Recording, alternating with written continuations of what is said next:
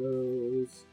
Alright, everybody. Everything seems stable, functioning, working. Welcome to Discussing Tabletop. It is April 5th, 2025.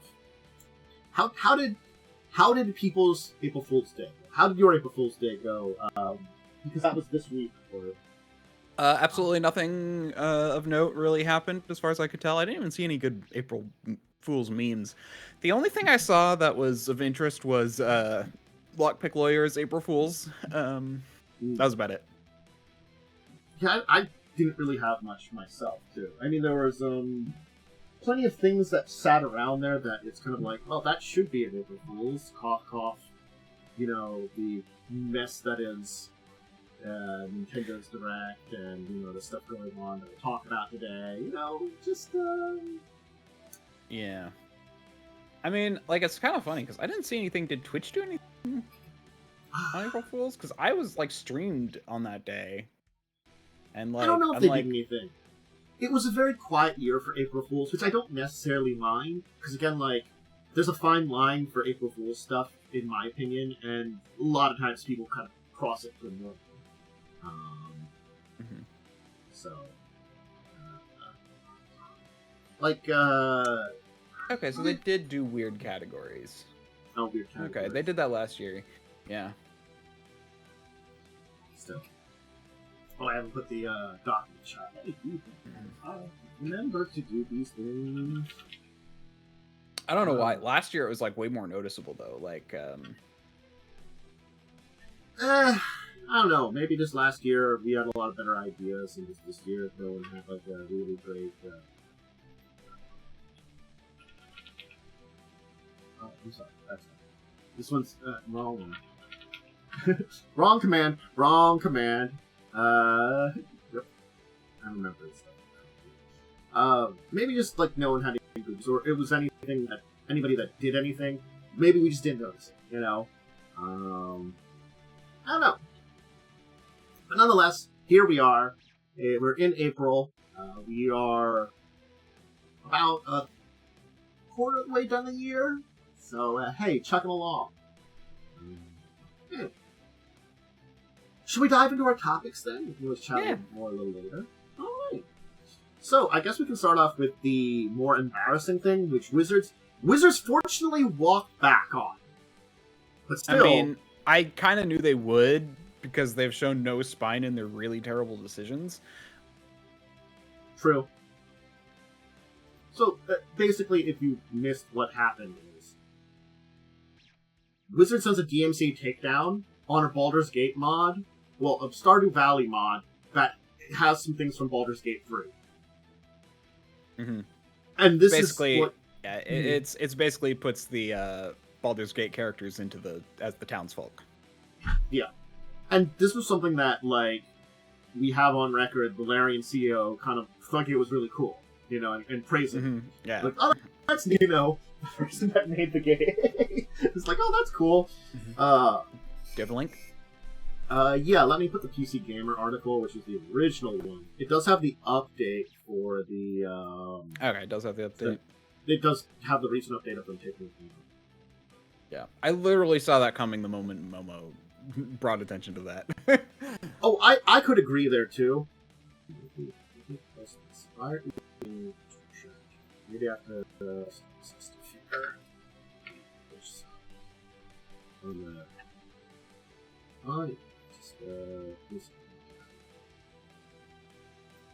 Now some stuff work. It's gonna fight with me. PC Gamer, you have so many ads. I'm assuming it is your fault for this. For me leaving you open for it.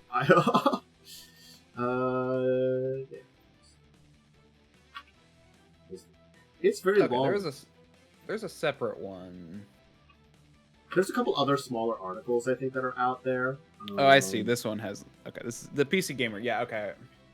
Well, No, this one doesn't have the update. It says some recent updates in there.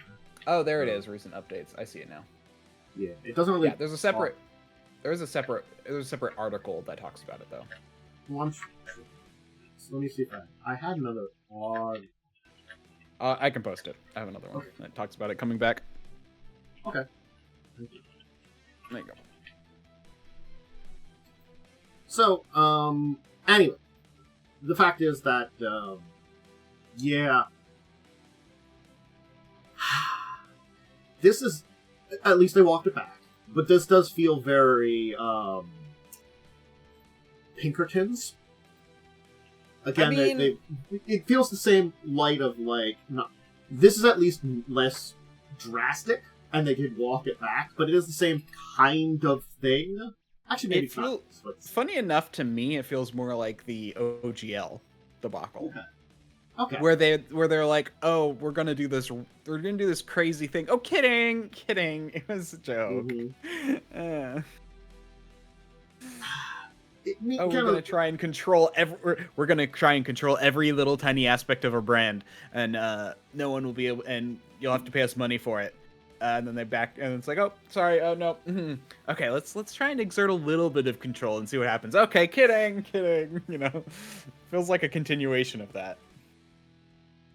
Yeah, man, you know, it's just a mess, I think, that, again, in bigger organizations, big companies, big places, even countries, you sometimes get a sense that, you know, like, the left hand doesn't talk to the right hand in a lot of this.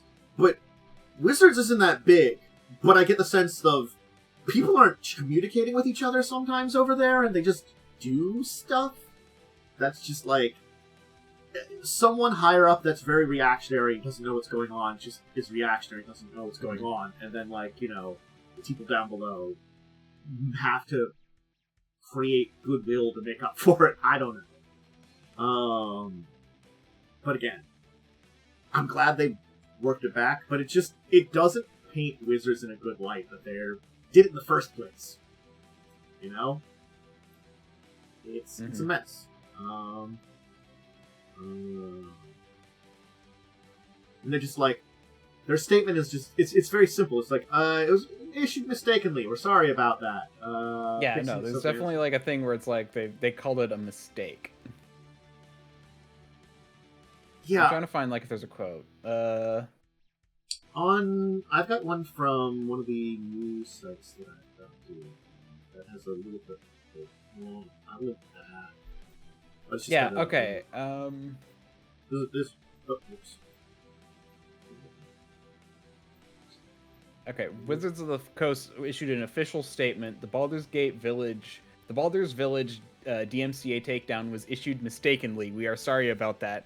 We're in the process of fixing that now, so fans of Stardew community can continue to enjoy this great mod. So they called it a mistake. And it's just so, like, it feels like that just feels like so simple and like not owning up to the fact that they did this in the first place. It is just for like, whoops, our bad. Don't worry about it. Yep.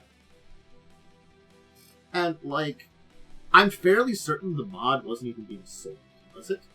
No, there's no money. It's just a mod. It was a free mod. So, like, I understand. You can target mods with DMCAs if they use a property. It's just kind of generally understood you don't do that. Especially if it's something that someone's like offering just for free, because it's no one's profiting from it. What's the point other than being spiteful? Yeah. Now there is another type of DMCA which I mean I still think is terrible, but whatever. Which is DMCA takedowns for someone modding your game. But, you know, that would be Stardew issuing that, saying, no, this doesn't fit the Stardew idea, you know? Or something like that. Although, you want to know who did do that? And the reason I know this exists? Nintendo. Someone made a multiplayer mod for Breath of the Wild, and they DMC takedowned it. As soon as you mentioned that, I'm like, oh, yeah. They did what... I don't think that's the only one that they DMC take down. No, they've done others. Nintendo is just infamous for doing that kind of shit. That's the one I know about. It's one of those things that's another reason that like just doesn't fill me with confidence about everything that, you know, like, sure, like, you know, Nintendo's showed off some neat stuff, but also, like, it's Nintendo. Another reason that this week wasn't like, you know... Yeah. Actually, I do like that there's a fun little comparison I saw between the Steam Deck and Nintendo Switch, and it's all like the Steam Deck is just better in every way, including price points, and like the only reason you buy the new Switch is going to be because it's because you want the games. But honestly, at this point, I'm just so done with Nintendo that I'm like, despite the fact that Zelda and Metroid are some of my like favorite games like ever, you know, some of my favorite, like I love those games growing up. But now I'm just like, it's not worth buying Nintendo stuff. It's just too expensive and just $80 no. digital games, more expensive physical games. I'm sorry, you priced me out at this point in time. Like, yeah, no, it's ridiculous. When I can get like a very well made game on Steam for like, let's say $30, and I get all the experience that you would give me, Nintendo, you're not in a competition anymore. Yeah. You have your IP and you're trying to use that. No, that's the thing. A Steam Deck, which gets you every game on Steam, well, not like you don't just get it, but you know, you can buy any game you have on Steam, you can then play on a mobile console. You just download it to the Steam Deck. I'm not gonna lie. I was considering, because I'm thinking about getting like original Switch and stuff. I might just get an actual Switch now, and if I want to play the new Metroid, you can play it on Switch. I'll just live with being 30 frames. I can live with that shit. I played through all the old Metroids, and they did not have great things. Would I prefer mouse and keyboard to that? Or mouse basically things because you need the mouse and the Switch too? Sure. I can live with controller. I've done controller aiming before. You know, I can adapt to that if I want to play that. You know, sort of like, they're selling me on buying their old stuff. They've more so done that now, which is the weird opposite. Yeah. But those stuff will stop being supported in like 3 years. Yeah, it's like, oh, you bought a whole bunch of stuff on these things. Well, too bad, you can't download them ever again. We're gonna not support it anymore, and go. You know, it's like you can't even like support them to new systems. Like that's the thing. Like I bought stuff on like the DS and stuff, and I'm just like, really, you know, like I won't be able to like go back and like. I mean, I think you can play them if you have them downloaded, but you literally couldn't re-download them, as far as I'm aware. It's one of the reasons I do like Steam games. Though there are games within the Steam library that require Steam to play. There are those that don't, you know. So if I have a game downloaded, granted I would have to know which is which, but there are games that Steam would go away. I still have a good collection of games I could play, especially, you know, because I tend to have a lot of the tiny games installed on my system, even though I might never play them or play them a lot, you know, because they take up a lot of space, and I got space for them. So, you know, things like Stardew does take up a lot of space, so I'll always have Stardew installed. I don't know if I need Steam. But anyway, we're getting a little off topic here, just because it's kind of connected to that. But Wizards do better? I can say that, but I don't know if they're going to. It's that kind of thing of like, especially after this week, I'm less confident that I'm doing better in a lot of ways. Let's see. Alright. So, I'll hit up the Magic news just briefly, and then we got a little bit more D&D here. First off, we'll start with, we did get an April Fool's Secret Lair that had Deadpool. Most of these are reprints, except there is a specific actual Deadpool card. I don't think he's got a Universes Beyond version, but I wouldn't know, because it's just called Deadpool Trading Card. Oh. And he's silly. I just read it. I hadn't read it up until now. As answers, he may exchange his text box for another creatures. Was this released for April Fools? Do you have a link? Yeah. That's an interesting one. But like the Deadly Rollick, Solemn Half, Blasphemous Act, and Vandalism, or Vandal Blast, are all reprints. So like I can say that there. I know they're reprints. I don't know if they're any good or valuable or not. And also sort of like, can you still buy this? I don't know. It's been a couple of days. And it's Deadpool. It very well could be sold out right now. You know? Yeah. Nope, they're sold out. So it took them that quick to sell out. This, although it is a Secret Lair card, would definitely have been like a Grey Border card in the old ways of doing Magic. Though Grey Border cards don't exist anymore. which were meant to be a little bit jokish, weird, experimental. Mm-hmm. We'll get a reprint of it. It's there. It's been out. It sold out quickly. They didn't. They dropped it on April Fools, and so yeah, everybody. It's that thing is like they used FOMO, and the popularity of Deadpool just to earn money. It just annoys me a little bit. I guess it just continues to do so. So that was a thing. I'm a fan of that. Secondary market. There were a few bands that came out Yeah, I'm looking at these, and all of these are like help your ally. It's like it kills your commander. Yes. It creates two doubles that just it destroys an enemy creature and then copies it. Yeah. It's a lot of interesting cards that I don't know if they have any values. I don't know. So the only ones of these bands that I know about is they had an article that talked about the popper changes. I'm not sure about the legacy ones, like the troll being banned. I'm guessing it's part of a combo deck, is the only thing I can say. Probably the sewing is too. I know Underworld Breach, I've heard about it, that it is part of combo decks. I think, Okay, wait, I want to comment real fast. I finally looked at the last card, and it's, and he's Deadpool is flamethrowing a Black Lotus card. Yeah. Yep. Anyway. It's silly art. It is nice. It's all very silly, and I do like it all, but also, okay. Yeah. So, like, I can't say a lot about, like, Underworld Breach. That's kind of like, for people in Modern. I've heard tales about it. I think someone had talked about that was one that couldn't possibly be on the chopping block for being banned for various reasons now. So it being banned sounds like something that was being considered. The two for Legacy, I don't know a lot about them. And the Popper ones, one's an infinite combo. The other makes red just better than any other in Popper a lot of ways. And I guess Deadly Exclusive part of a pretty big combo. So they shut down some big combos and basically are like, hey, red, be less better than all the other colors. I mean, it makes sense, and then they unbanned some things which are like, okay. I mean, again, I just wanted to mention it because we've had some pretty significant things in banning and unbanning in Magic lately, but I don't feel like there's anything that sounds insane, at very least. So, yeah.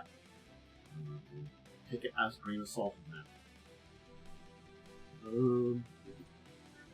I remember too. Alright, so the last thing related to Wizards, because we've gone through a bunch of these, is, of course, Chris Perkins is leaving Dungeons & Dragons and retiring.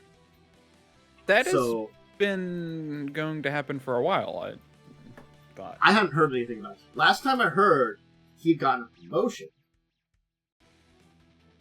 Because he went into more of a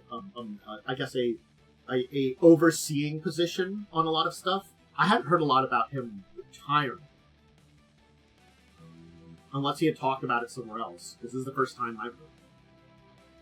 Mm-hmm. It does seem... I know he basically mentioned he was thinking about it or something. Oh, okay. So you'd see something about him thinking about it. Yeah, or something like that. Like I knew this was coming, though. Okay. Again, or like he said he would at some point after the 50th anniversary or something like that. The thing is, with his promotion that he kind of had, or redoing his, like, I don't know if it was an actual promotion. He got a neater, better title. I had felt like that was more of a sign that he was going to stay on for a while.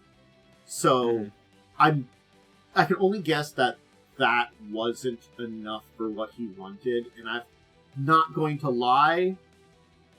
There's probably a complex set of reasons behind his decision to retire that may involve things that are bad at Wizards, may not. May just be the fact that he's, worked there since 97. That's 28 years. That's quite a while. Yeah. So, I'm not lying that a amount of time working there also could just be it's the time to do it, so I can't just say that. He's senior producer Honestly, and eventually senior story editor and game architect. Okay. That's what he done. Yeah. Like, honestly, I'm kind of seeing this as like, I don't know, maybe it's just because I saw a lot of other people were dying. Part of me wonders, like, he says, oh, it's a wonderful time to end after all of this. I think he's honestly jumping ship. I think he's seeing the way the wind is blowing. Again, it's one of those things is because of, like, contracts and stuff. It might be forever before we hear anything about what was going on behind the scenes here, Yeah. But I don't think he was fired. I don't think he was fired. I think it was his decision, but I've seen him. I saw him complain. But I do think I agree with you that most likely this was him just actually retiring and not being forced out at all. Yeah. Especially because he had a new position. What I'm guessing is, after all the stuff was doing, they needed to keep some people on from the own guard and were trying to keep him. But with a lot of things that's been happening, he might just have said, like, I was kind of considering it. You try to, like, do these things to kind of bribe me to stay around. Yeah, too much. Whatever distractions, not enough, not agreeing with it enough. Or you guys can figure it out, or something like that. There's again, still multitudes of reasons. We don't know the exact ones. He may never say the exact ones, and he doesn't need to say the exact ones. All his own reasons, but regardless, I think the overall thing that I'm seeing with is there aren't many of those big names that are like the famous big names that were 3rd edition, 4th edition, 5th edition in D&D left. Yeah. No, and that's the thing. Like, I don't think there's any big person now left at D&D because they fired a bunch of them, and then Chris Perkins was like one of the few left, and now it's all like, okay, there's no one in D&D now at D&D, or at Wizards. None of the D&D people are at Wizards anymore. I just don't know. Yeah, this is definitely a big hit to Wizards. Because honestly, I think he was shut down a lot because it's very clear that he had a big hand in the 2024 handbook. And he puts out, like, it was a great success. I'm glad we're wrapping it up. And I even looked at his Twitter a little bit just now. So I was like, oh yeah, wrapping up party now that all the books are finally out and stuff. But it's like, I really didn't see much. I don't know. There's something that just feels very robotic in the way it's written, Again, my entire thought is he wants to leave amicably, not cause any problems. So he's putting out, like, this is just a simple statement, call it a day kind of simple statement. So, yeah. Yeah, it's one of those things is I definitely was of some hope that we could keep an aspect of the game with Wizards alive with the people that were staying. It was Chris and someone else, I think, was staying. I can't remember which one it is, because I can't remember which one was lost. Which one's lost? There was another name. It was one of the other producer people. And I guess he's still there, I'm assuming. For now, at least. The question will be, will anybody else that we know the name of the last few people that are there, leave it? I don't know.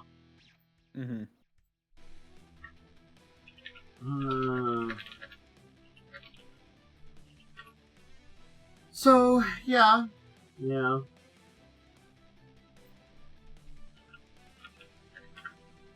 Yeah. We'll see. That's the thing. This is definitely a big hit to Wizards. I mean, they fired everyone else who was good, so... Yeah. I'm sure, like, one of the other big names in the new book would be, like, so I think it was Chris Perkins and someone else is doing stuff there, and I don't know if they're still there. Are you there, Lauren? I don't remember just even who it is. Mike Merle's was left. He was one of the big ones. Was it? I'm trying to think of names. Oh, is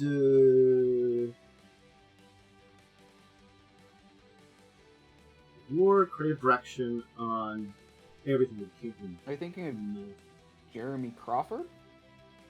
I might be thinking of Jeremy Crawford. The lead designer. And Chris Perkins. Yeah. Ben Petrus. Jeremy Crawford's the other one. Yeah. Jeremy Crawford was the other name. It was Mike Merles, Jeremy Crawford, and Chris Perkins, which were like the three names I knew of people that were doing a lot of big things from like the 3rd edition to 4th edition era. You know, those were like the bigger names during that into that time period, leading into now. So, yeah. Oh no, it's Jeremy Crawford. And Jeremy Crawford, I guess, is still there. Then I think he's still there. Yeah. Yeah. So. Well, so is Chris Perkins, obviously. Well, I think he technically, I guess he's saying he retired. Right? It's today I retire. So I guess he just again, it might have been a thing that his knowledge of his retirement may have been in the company. He just announced it like, yeah, I retired. So. Mm-hmm. I hope there are things that he still will do. Like, he will still do things like the Dungeon Master for Acquisitions Incorporated. You know, I didn't see a lot of Acquisitions Incorporated, but when I did see it, I liked it. You know, it was fun. Mm-hmm. It was just because they were always doing them. They were doing them in live shows. It was always hard to see it. And back when I tried to watch them, they were all online, so you couldn't really follow the stories. Maybe it's more online now. But anyway, hope for the best for him. You know, maybe he'll just hang around and do nothing. Maybe he'll, just run some games. Maybe he'll just do whatever. So, and from what I recall, I don't know. I just have this feeling that he was not like, because I've seen like he seemed happy with 5th edition, but I don't know. Like he was always the one interviewed.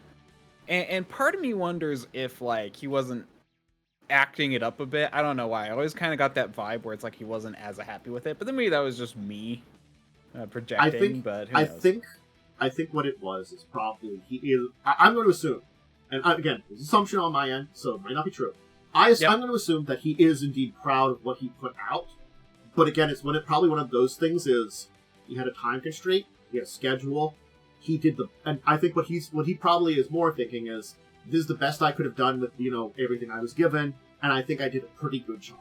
Because I'm not going to lie, even though I have complaints about 5.5, it is got a lot of really great ideas and a lot of good things put together.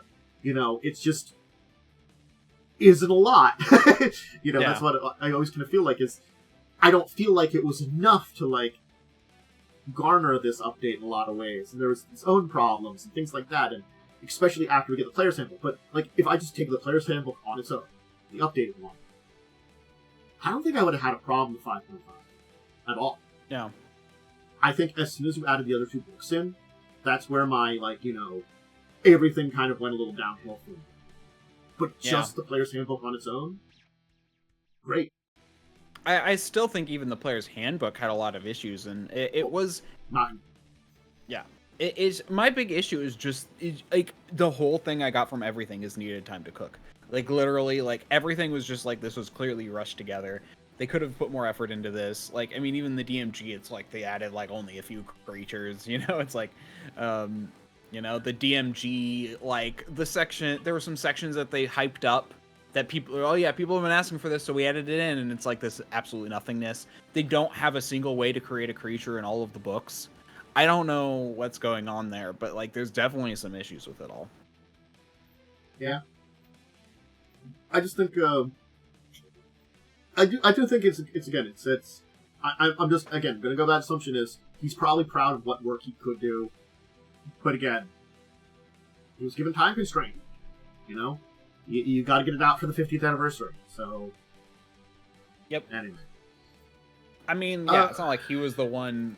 it's not like he was the only one in charge of everything. It's not like he was, like, you can't predict everything and stuff like this.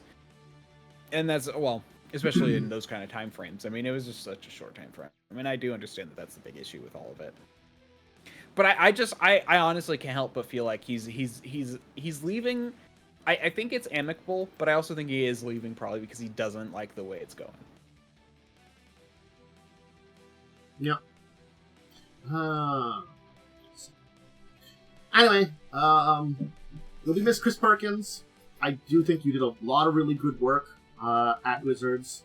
Was it always perfect? I'm going to say no, but you did a really good job, and a lot of great things came out with you. So you'll be missed, and hopefully there'll be someone to fill your void.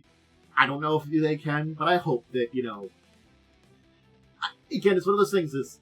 I wish the best for Wizards in D&D, but I don't hold out my hope a lot nowadays. I literally am just turning all my attentions to Pathfinder. I've stopped paying attention to Wizards after the 2024 stuff. I'm just like, it's very clear they need to get their shit together before I'm going to even bother with them again. It's definitely one of those things. I'm like keeping an eye out, but it's like I'm not like as big on it. It's. I mean, when we get news stories like some of these that are like this week, which are interesting news stories, but sort of like they all have this tone about them that's sort of like, well, except for the blue Magic bans. I think that's the only one that I'm like, it's bans. But sort of like the Deadpool thing that you have like maybe 2 days to get that we announced on the day it's being released, so you don't have a chance to look at it as if these cards are worth anything. If you love Deadpool, great. But if you want to maybe get some of these cards for their uniqueness or financial value, hey, you can now analyze it. Yep. Anyway, let's talk about R.A. Salvador's next novel, which is very interesting. And I'm not going to lie, it's only interesting because apparently he's switching protagonist. Dritz is out. Nope. It's Breezy, Dritz's daughter, his half-elf daughter. It's going to be the main star of the show. So I mean, it's at very least he's not sticking with Dritz forever. Oh yeah, sorry. Sometimes you can. Thank you.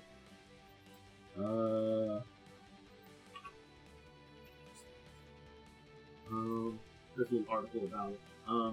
So the Finest Edge of Twilight will be released on October 7th, and it's all about Breezy. Like again, I don't follow the Dritz lore and stuff, so I don't know that he settled down with Caddy Bree. I know that character's name from things like the Legend of Dritz board game, and also the D&D miniatures game, because he had Dritz and his friends in that one too. So I know those characters by name, but I don't know anything about them. But so his half-elf daughter is gone on some adventures, and apparently trying to become a master of dragons. I don't know what that is, but it sounds like a cool title. So hey, goal in mind. So again, R.A. Salvador continues to be the one that writes most of the lore for Forgotten Realms.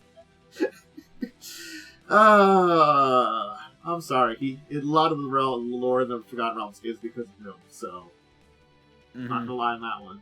But still doing it. Ooh, Forgotten Realms lore. Expand the lore from the Sword Coast, please. Again, I think it's one of those things. Is like it's fine to want to be a generic system, but you have to be very generic. You want to have a generic system, and D&D is not a generic system, and they keep trying to pretend it is, especially with this now. So yeah, I mean, yeah, I'm happy when we get some lore from any of the worlds that they have. So. I mean, like that's the thing. Having a system that fits multiple worlds is one thing, and having a system that is generic is another. And that's the thing. It's like you can have a system that fits multiple worlds. It's very, you always have. I mean, that's the thing. It's like we have like Mordekainen and stuff, or well, some of them, like Bigby, I think, and are from like Greyhawk, and then others are from Forgotten Realms. And you even have a way of connecting them all together and saying, yeah, well, the reason they share spells and knowledge and stuff is because Spelljammer. It's like you literally have a way of connecting them all together. Yeah. And it's also the thing, too, is like, you talked about Pathfinder earlier, and I can just take this as a example. Galarian is an incredibly well fleshed out world. Is the best? Is it everything? Well, no, it's not as old as Forgotten Realms, and they've been working on building it up. But you don't need to use it. They tell you that. Like, you can use our world, or just make up your own. And that was always how it's been. But now they're like, go ahead and make up your own. Ignore the fact that we got this over here. Yeah. Where I'm like, but people like putting their adventures there. They've played Baldur's Gate 3, and like, oh, I want to go hang around at Baldur's Gate and have my own adventures there. Yep. And that's talk the thing. about like, that. Sorry. Go ahead. No, I mean, like, I was just kind of saying, it's like, yeah, I mean, like, expand your world, allow for the lore junkies to have interesting stuff to talk about and do, and sometimes it's fun to be like, oh, hey, it's that character, like, I mean, it's almost like, if you're playing a like in a setting of like Aliens or something and you run into Ripley, Yeah. It's a little like... It's the person who's running its own version of the world. And also the fact is, even if the person doesn't use it, reading about these worlds can inspire you and give you ideas. It's sort of like... another reason I love diving into Pathfinder lore, because so many of the places I read about, I'm like, oh, this is a really cool idea for something that's related to this, there's this ancient secret here. And again, it could just be, in Pathfinder, there's like 2 paragraphs that they've written about it. But they write some interesting 2 paragraphs that I can be like, oh, that sounds so cool! I'd love for them to expand it, but I could always expand on that too. And write some of my own stuff based on this. And I like that, Pathfinder has kind of made it clear and that they're gonna like expand a little bit into things. Like they released the Seasons of Ghosts, and then shortly after they released the TNZ World Guide, and now they're gonna release something in like the Arcadia or the old Aslant area. And I'm like, oh, does that mean they're gonna like do the another continent book coming out soon? And I'm like hoping. Well, again, I think the next big regional one is going to be a second edition remaster update of the Inner Sea region, which I think is fine, the Shining Kingdoms. Because again, we really haven't heard a lot of major things about them. The world guide that came out originally with second edition gave us some basic information about it. But these are regions that, they've developed a lot. Some things have changed. A lot of major adventures have happened in this region. And honestly, they haven't had a remaster update of it. So it's sort of like, Haldor and all those nations there, and Cheliax. I'm fine with them revisiting that and giving us, like, this is what's going on now, this is an update, and all this kind of stuff. And maybe giving us more details about these regions. I don't think they're going to do that for the remaster. They're not going to update it. They're going to make... but... Yeah. I mean, they might add a bit, but I don't know. I don't see them adding a whole bunch with the update stuff. I guess it's just more like confirming like endings for adventure paths and stuff like that from the region. I would like that, but I think I've actually seen that they actually don't want to do that. Like I remember you were asking about that a while back or something, and I think into it. And again, I think it's the thing that they only confirm, generally speaking, what the generic result was from the adventure path by what's going on in the main story. So it's sort of like, Rise of the Rune Lords. At the end of it, you defeat the Rune Lord that was going to rise up and come back. He gets killed. That's it. So, like, canonically, Karzog gets killed at the end of that. What were the results of what happened with that? All those kind of, like, details of that resulted in that? We don't know. Yeah. But we know, he failed. The good guys won. I mean... Yeah. Which makes sense, too, though. The Queen of Corvosa dies, Yeah. Like, they do, they all, and that's the thing, they only seem to expand upon it if they only expand upon which is the true ending if they need to. Like, if they do another thing set in or like, if they do another thing set in, TNZ, maybe they'll do, like, what happened in Seasons of Ghost. I actually don't know the plot of the Seasons of Ghost, but... The thing is about Seasons of Ghost is because that was the one that was set back in the past. Which was right, experiment. That was the past one, right. I remember so it's sort of like, we do know what happened after there, but there is a lot of steps in between that may be after the adventure, and we don't know about. It's sort of like, your characters do something and have an adventure, because I don't even know the plot of it. But I do know, in modern day, it's like a ghost town. An actual, ghost town. So, after 100 years, whether or not you succeeded at that time, it's probably connected to the shit that went down maybe after your characters were there. So it could be the thing of, you can succeed, not succeed, or maybe, the wins in a little bit of ways, or maybe, it could be oh, hey, your characters are some of the few that, escaped the town before the horrible ghost things came in and rescued a bunch of people or something like that, I don't know the story. And there's a lot of directions you can go to even end up at that point in time. So that's I think that is why it's interesting is, kind of where it ends up, but it's there's a lot of questions of how it ends up there that, unless I guess you play the adventure, you don't know. And I don't know if it answers all of them. But and you can certainly, even, if you want to, play those adventures yourself, and then have a new canon based off what happens and what your players do. Yeah, you can change time. At least for your version of Lair. But again, I think it's sort of with the upcoming Kyoto adventure, which I don't remember if it's going at it's Spore War, where they're fighting against Tree Razor. I'm going to tell you, the canon ending is probably, because that's what your characters are trying to do, Tree Razor gets killed. The horrible demon that's been infecting Kyoto. I'm not going to lie. I'm 99% sure that's just what the canon ending is. Details around it? I don't know. Did he do a lot of damage before he died? Was it very quick and easy? Was major heroes get killed? Mm-hmm. Other NPC heroes or something? I don't know. But I'm kind of predicting, just because that was the goal of the entire adventure, that's the result. It's he'll either die or be driven back to the abyss, Yeah. One or the other. Where he will be killed, because he left the abyss because he was, going to be killed by other demons. Pissed a bunch of other people off. Yeah, so, again, some of these we can predict a little bit more than others, but again, it's sort of some of these adventures do have a little bit more nebulous endings, the way they present them, so that's why that's why my kind of annoyance came in, especially those nebulous ones, especially when you don't revisit those areas. And you kind of want to know what's going on now in the timeline. I don't know, because a lot of shit happens, and, they're story. Anyway, so, if you're interested in checking out, if you like R.A. Salvatore's writing, and you want to see what's going on with Breezy, hey, it might be a very different kind of story, since it's not going to be just oops all drits. I don't know. So, alright. Just a brief one for this one, because I think we've talked a little bit about Space 1999.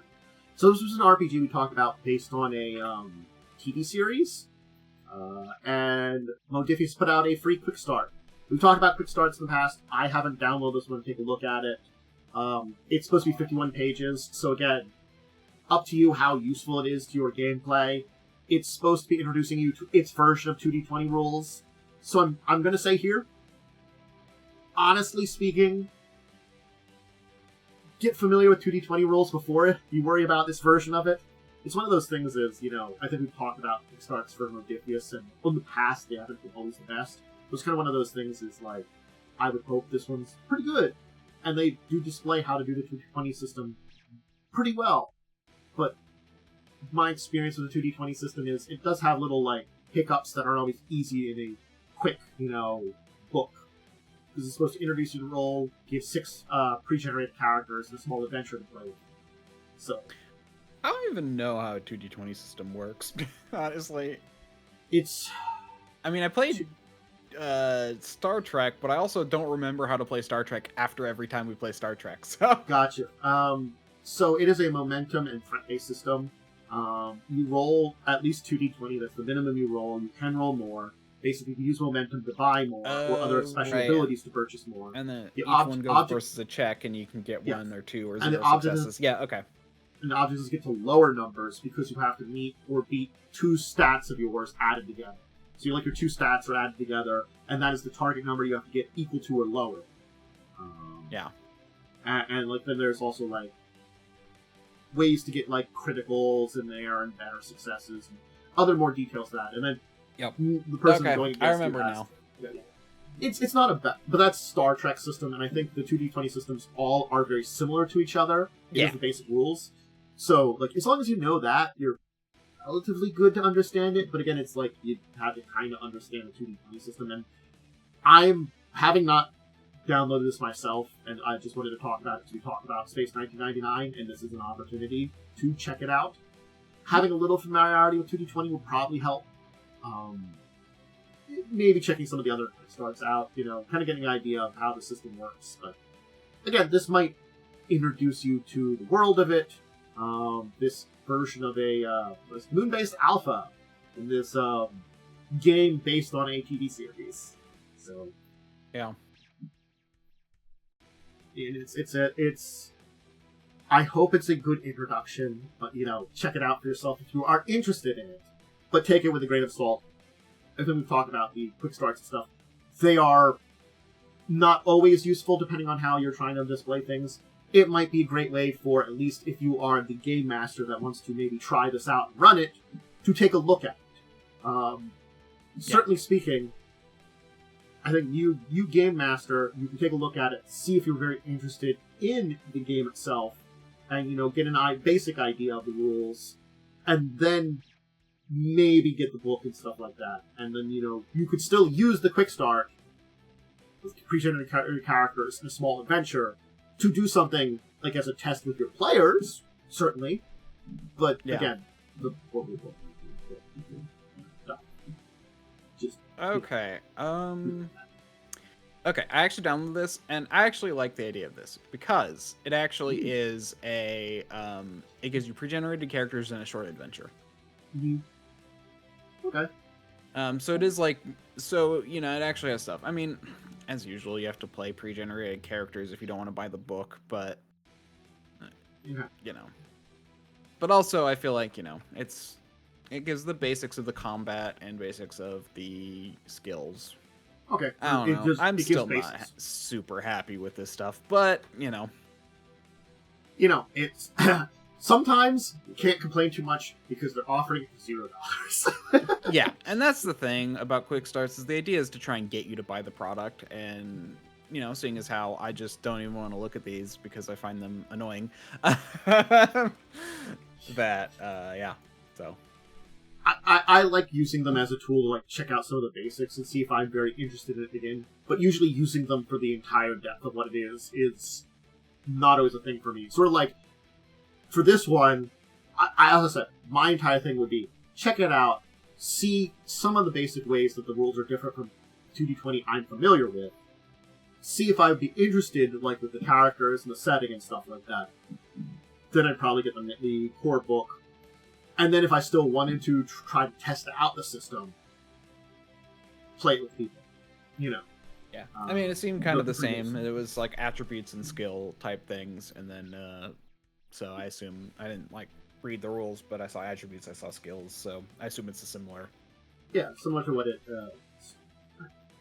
So, we can visit the Age of Fantasy for Warhammer, with Warhammer Old World, the role-playing game.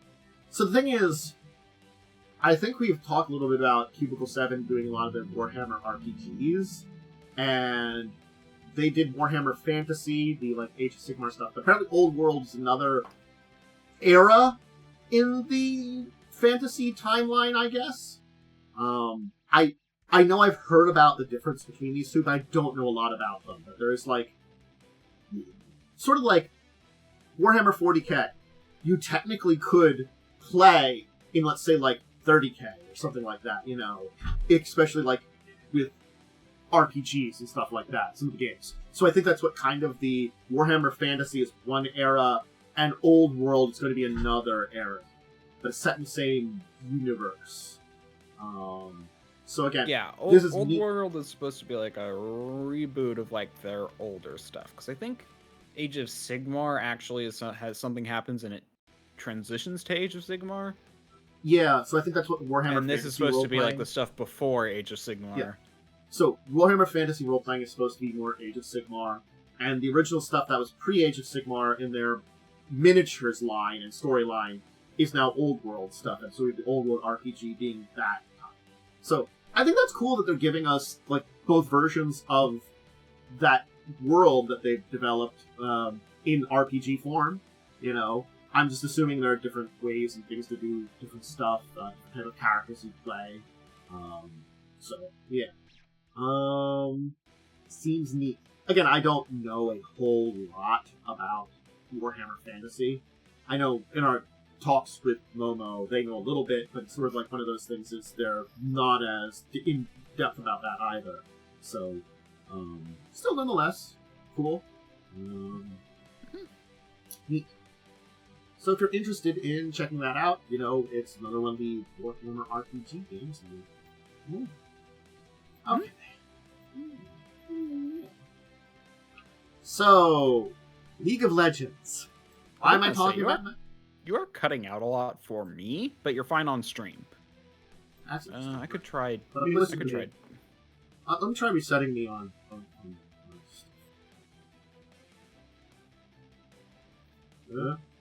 I sound good on stream. It could just be Discord too.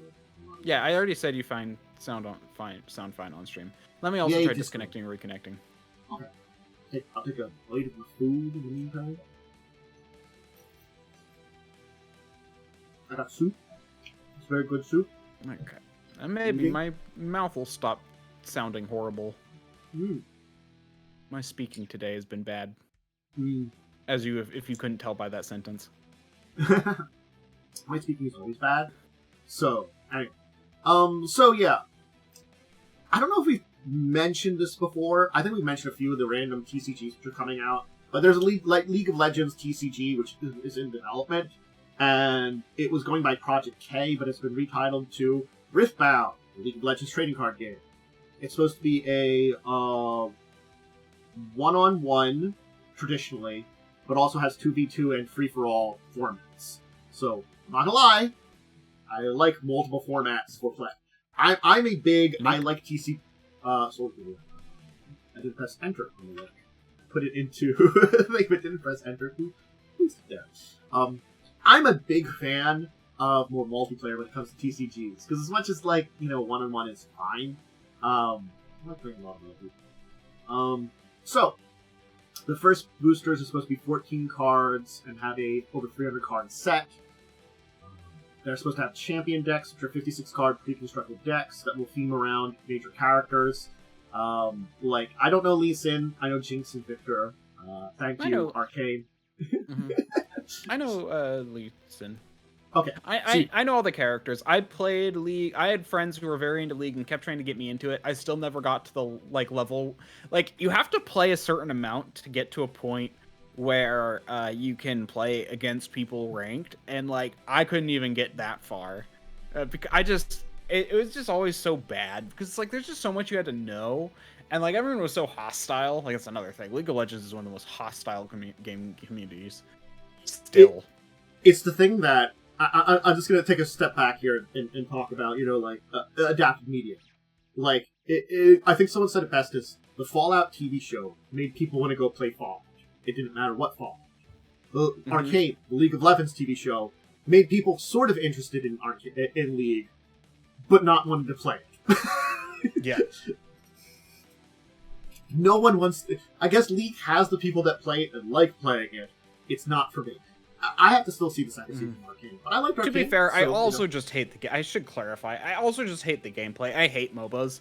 I've tried like 4 different MOBAs, and every single one, I just hate that style of game. It's just so repetitive, and it's basically just like a combat thing. Like, it's basically just combat in a way where you have to work together, but unless you have friends, you're playing with strangers, and you're never get on a good team because the few times I've won, it's because I was able to carry the whole team, and it's just like, I barely know what I'm doing, so it's like, yeah. It's like, yes, I like the game where I have to trust strangers constantly. So they're planning on hitting markets in October. This was announced back in February. So we might have mentioned its existence back in February, but we have more details now. So again, like, this is interesting because it's probably not going to be League of Legends gameplay. It's going to be the characters with a game with its own gameplay. Yeah, it's going to be the characters. There's no way. I'm not going to lie. From seeing Arcane, and I do remember a number of years ago, I tried to read up on a few of the characters. I think because I saw some of the League animations that were very neat. The gameplay scared me away. Oh, the animations are cool. I love that. I love their dedication to art and animations and stuff. Yeah, see, that's what the thing is. I learned about a few of the characters, but then there was there's a million characters, so I went through maybe a dozen of the characters. Was like, okay, I've learned about enough of these. There are too many characters in this game, but it was cool to read up a few of them. I don't remember which of those are. Again, this was years before Arcane. That was my brief toe dip into League, but I will say they were interesting characters. So it's sort of if we get some of the stuff that's set up and interesting, linking to character lore and abilities, kind of stuff like that, and they make a really interesting game, I'm all for it. As much as a lot of TCGs and CCGs fail, I'm always up for more of them because we can get more breakouts. Like how Pokemon has been big, Yu-Gi-Oh is always big. We now have the One Piece game being very big in the sphere in a lot of places and actually getting a lot of traction. That certainly speaking, the age of Magic being the dominant one is not completely gone, but it's not the same as it was many years ago. So honestly, this sounds like a less terrible way to play League. So maybe we should give it a try. Yeah. To be fair, when I did play League, the characters I liked were Alistair, Aurelian Soul, and there was definitely another one. I don't remember who it is off the top of my head, though. It's been probably more than 10 years since I last played League. Yep. Wait. Again. No, not 10 years. No, yeah, maybe, let's see. 10 years ago would have been 2015. Yeah, no, not quite 10 years. So, probably 20 years. It's weird because... 20 years. I've never wanted to sat down and watch League. Now, granted, maybe it's because the people that I would watch don't play it. There are people that I watch for certain things. And the people that I've seen play League, it's not the type of game I would watch them play, is what I'm saying, I saw some people play things like Pokemon Unite for a little while. That died pretty... Well, I think it's still around, but, no, I don't see people playing it on YouTube or Twitch really a lot anymore. Not at least not the people that I've always been into. It was there for a little while. It was interesting, but it wasn't great. And the same could be said for I do remember some people doing Heroes of the Storm before that one died, the Blizzard program for a while. Which again, I think that one interested me more because I knew a few Blizzard characters in comparison to League characters, but there's still a lot of random Blizzard characters I didn't know who the fuck they were. So it's sort of you only know so much. At least know what the Pokemon is. That I can point out. I know that's a Pokemon. I know that one. Anyway, yeah. Come October, we may know how well the game plays. Hopefully, it's good. Hopefully. Alright. So, let's move on to our second to last topic for today, and that's all about Trench Crusade. Now, why may say are we talking about this game? Which there's a link here and a link to the starter here. And that's because it's just a minor thing that we're going to talk about briefly, and it's just that if you are interested in and you have to know, Jervis Johnson, who is a veteran from Games Workshop, aka a veteran from working on Warhammer miniatures, has joined them in building this one. So it's sort of like a veteran of the industry. That would be you hear Chris Perkins decides to help work on some kind of indie RPG thing. We know Chris Perkins nowadays. And again, I don't know if he's going to do that, but it'd be the same kind of thing about, we hear him working on an RPG. We know he has pedigree bringing in. This is a man who's had some work on Warhammer, has some pedigree on that, coming in to help with this miniatures-based game. So you can check it out on Kickstarter. That's linked in that site there. And it's a skirmish game in an alternate World War I. So it's a miniature skirmish game. I can't get beyond that. It's a miniature skirmish game. I mean, that's the easiest way to describe it. It's a lot of... I understand where, I'm not gonna lie. Some of this feels like a little bit World War One. Just looking at the imagery, World War One, Warhammer 40k, because it's there's a giant, like, big guy and a robot, kind of demon-looking guys, and, you know, some very religious iconography. Yeah. So, I mean, you know, it is different. Yeah, but I feel like it's gothic. I'm starting to feel like there's a lot of other, like, miniature games coming out right now. Like, it's kind of weird. Like, you know, I've only ever heard of 40K and, like one or two others, and it's like, okay, now there seems to be a lot? Suddenly? I think it's the same reason that we see a resurgence in a lot of stuff. In this case, we're seeing a resurgence of, think about how, over the last maybe 5 years, Warhammer has gained popularity in a lot of reasons. A lot more people are interested in the world and lore of it, which I can see why. It was one of those things that I always put Warhammer to the miniatures game and didn't look into the story. And then we get, like, Space Marine 2 and some of the other games and stuff like that, and some big points in time, and, like, you know, the animations and, you know, the secret layer, which is showing off some of the interesting aspects of the universe that is 40K. And it's sort of like, I can tell you, like, I don't need to go in that lore, there are a lot of people that do. There's a lot of interesting lore in that world. That is technically canon. Again, they have the problem with a lot of different writers, a lot of different cooks in the kitchen for their lore, but still.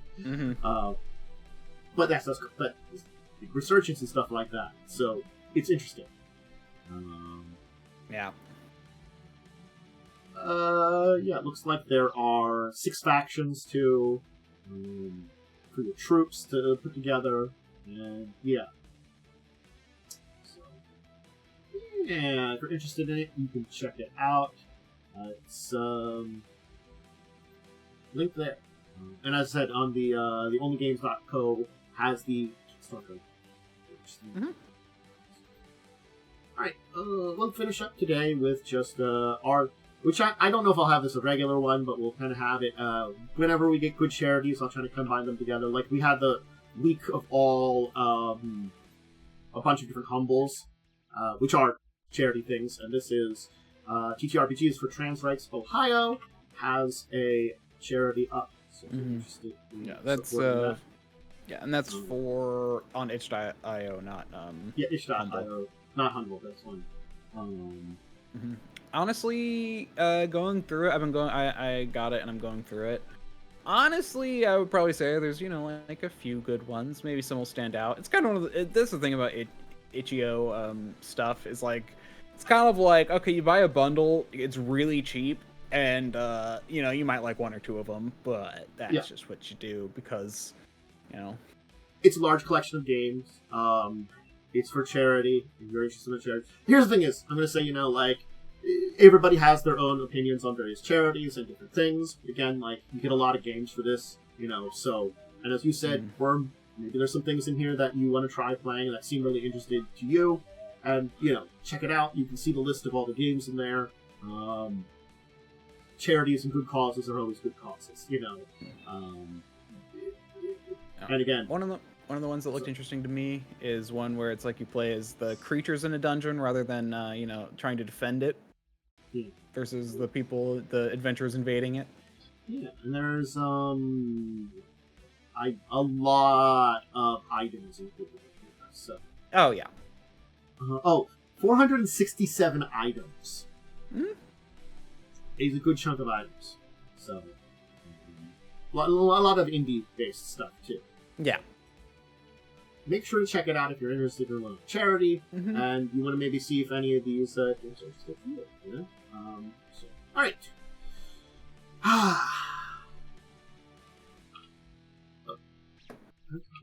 There we go. Let's talk about our discussion topic for today. Thumbs up! So today, I want to talk about session organization. What do I mean by session organization? I mean not only are you planning out your session, putting it together, but also managing what is most important for your session and what, depending on the amount of time you have, you should put as importance for your session. I think that's a good discussion on it for an individual session. We'll probably revisit this for larger campaigns in the future, like this kind of topic.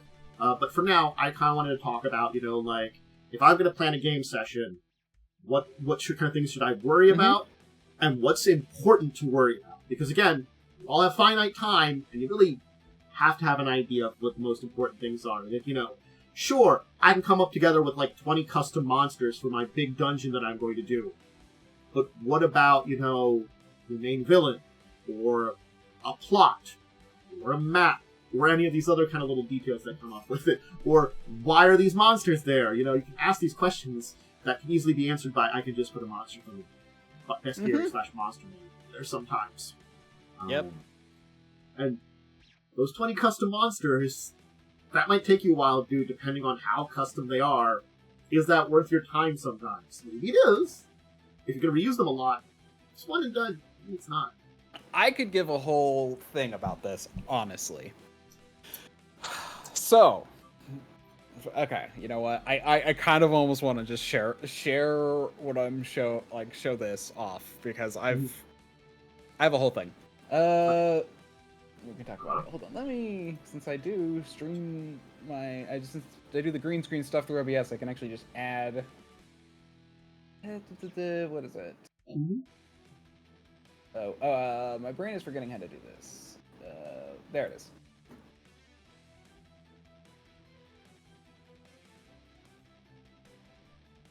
There we go. Yeah, so I have a whole thing. That's a lot more than I do, but I do a lot too. It's not as much as it looks like, but basically the whole idea is that I'll shrink it some more. But yeah, so the idea is more just that, like, these are templates, but basically, so secrets and clues. So there's a few things that are most important: secrets and clues, which are at the top, starting your strong start and your scenes. Then I have like NPCs that I think might be involved. A lot of the times, the reason this isn't as bad as it looks is because a lot of the times you just copy and paste from the previous session, and like if they, this is for my organizational purpose, I highlight them green. So if I do end up doing the strong start, sometimes like just based on like the way we talk before the session starts, I do something different. But I do green. Yellow means I partially revealed the secret or clue. And there's just more secret or clue goes towards the whole plot. Yeah. In fact, this was for a game that you were in. Okay. Where, if you remember, like, Patricia knows Hassad was involved in the key and map theft. Gronix is on the planet right now. You guys didn't know that. I didn't reveal that in that session. So it's not like you have to reveal everything. But the idea is there should be things to be revealed. And you should know enough about your plot and know what you're willing to reveal. And then you can write them down. And then if you decide, I didn't really want to, Yeah. So I think the best way to organize when you're preparing a session is you have to ask yourself, okay, big questions. What is the story for the session going to be? Yep. As you said, what information is being revealed to the players? Are there any encounters your players will have? What places the characters will visit? Who will the players encounter, which can be both NPCs and monsters? And will there any other challenges the players will face? These are kind of the basic questions you have to ask. So that is a lot of questions. But again, they aren't difficult questions a lot of times. Yeah. And usually when you plan a session, you plan maybe a session and a half. Because then you take the last half and use that as the beginning for your next session you're planning to do another session and a half. Yes. I mean, like, that's the thing. Like, I mean, I showed you... Let's go back to this. If you use this, and it's like, okay, well, earthquakes periodically shake Zumir, periodic death holes opening up. Well, let's go to 15. Is that still... Oh, yeah, and I revealed it in the next session. Yep. So it's like, that's kind of thing. It's like, I mean, I carry over the ones I don't, but I have to... It's always good to have enough... You're thinking far enough ahead to where it's like, okay, what can I reveal next? Also, fun fact, I never use this bottom section, and I really need to figure out a better thing for, like, potential combats, is what this was supposed to be. I've never used it in all my planning, so I need to figure it out. Locations, however, I do, and these are nice, because it's nice to, like, write down things so you can read them out. I like to do that, but that's me. Yeah. Potential items is honestly more useful in something like D&D, where it's like you actually want your players to periodically find loot. But honestly, it's hard sometimes to think of like a large amount of items that will be useful to your players. Sometimes it can be silly things, you know. But I don't know.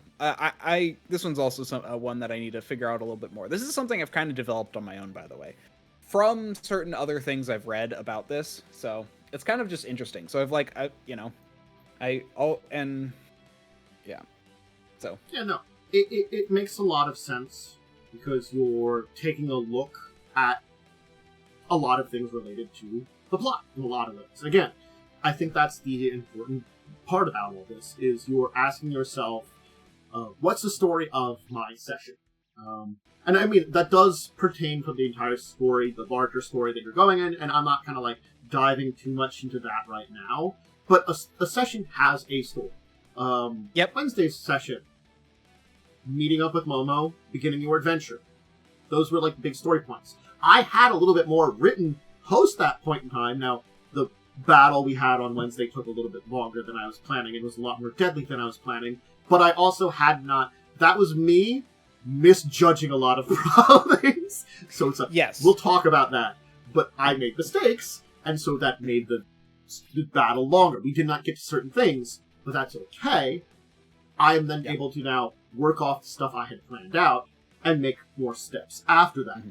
And, you know, again, yeah, I mean, that's kind of the thing, like the potential enemies section that I have, I was planning to switch to a potential encounters section, where I can write down things like random encounters and also random things, or planned in random encounters, so that way I could, you know, just, and instead of like listing out, because if you notice there were like stats, the idea was that if I want to do something at random, I could do this, but then I end up putting all the stats into Roll20 or Foundry, so I'm like, I don't know why I did all that there. I need to change that.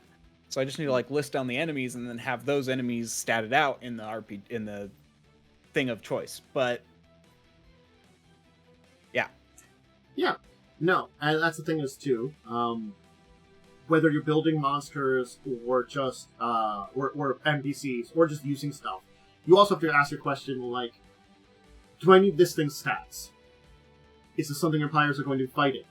Like the fact is, even if it's something that they're not fighting, you can be like, well, I could grab stats from an NPC. If I really need something, you could provide that backup where you don't have to build anything. I don't have to have every NPC statted out. If my players do really stupid stuff and get into a fight with it, there are a lot of NPC stats online for a lot of games, you know, traditionally. Yeah. So, and if not generally, it's not too hard to think out a stat block. A lot of games either have very intuitive stat blocking or they have rules for it. Yeah. I do tend to stat out NPCs. Not all of them though, obviously, but I do tend to be like, okay, this is probably some version of this thing, so if I need to tweak it on the fly, I can just pull up that thing and then tweak it. Again, for me too, what I usually do is for important NPCs, I at least have an idea of what type of character they will be. And maybe like put together some basics if I need to roll something related to them at all. You know, is it like a full character sheet? For most NPCs, no. Like, I have a bunch of NPCs, you only met a few of them back in town. Do I have some basic information on them? Yes. Do I have them really statted out? No. But, you know, I have enough as a beginning spot if we need to. So then, like, that's kind of like, you come up with an idea of the story, you kind of come up with an idea of what your characters may learn and may encounter, and things like that, and what I can reveal to my character, and the characters and stuff too. Sort of like things like the wargs were an unusual thing to be there. Not normal in that area. That was something that you could figure out, you know? Mm-hmm. Did you need to figure that out? No. But that might hint at something else that's going on.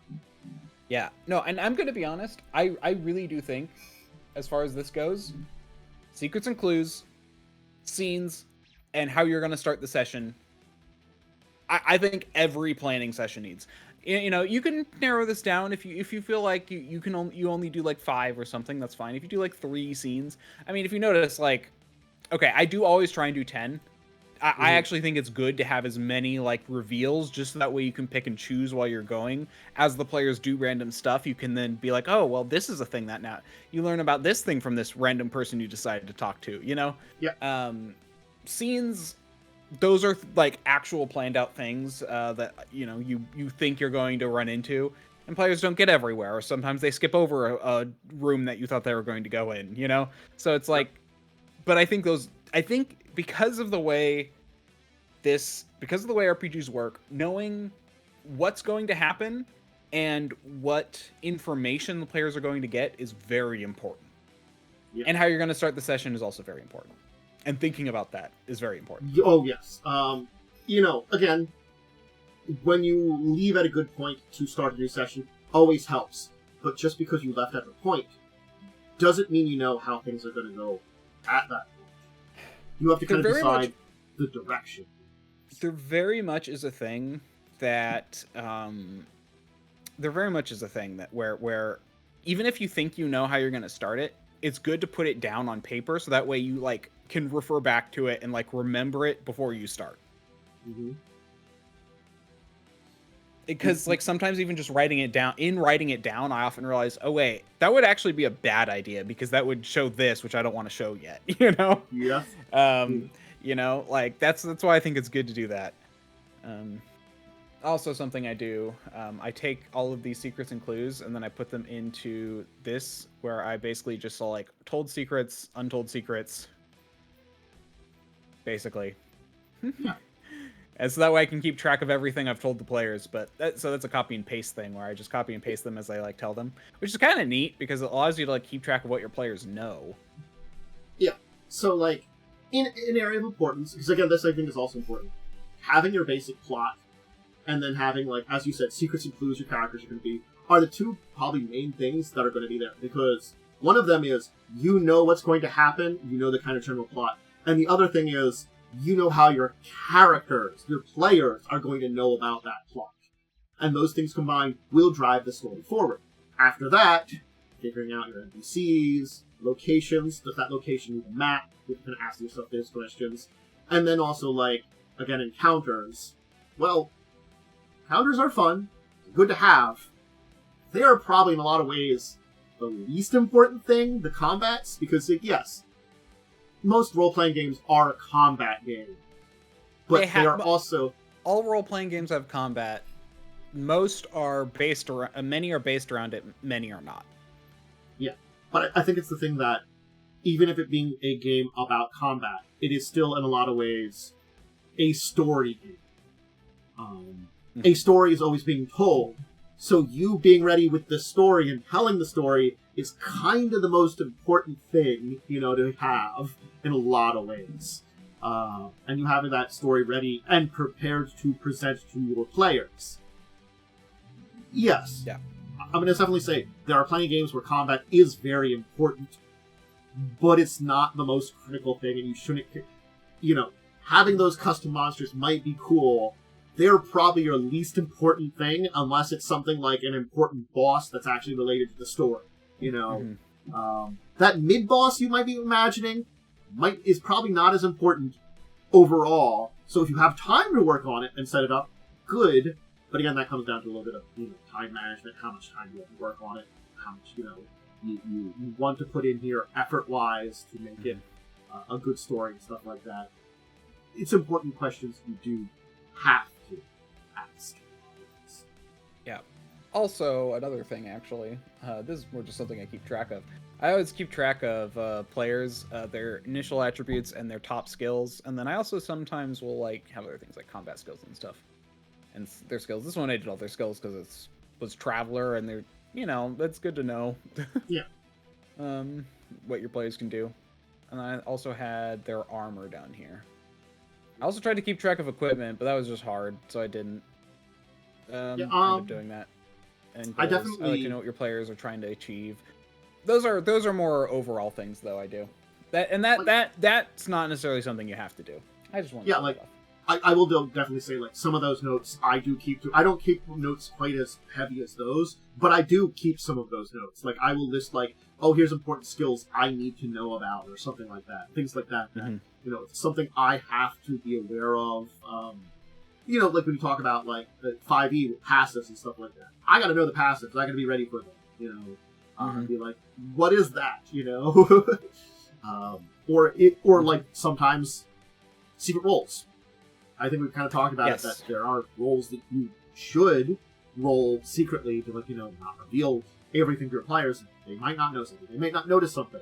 So you have to be ready with those roles and, you know, able to, you know, roll them when needed.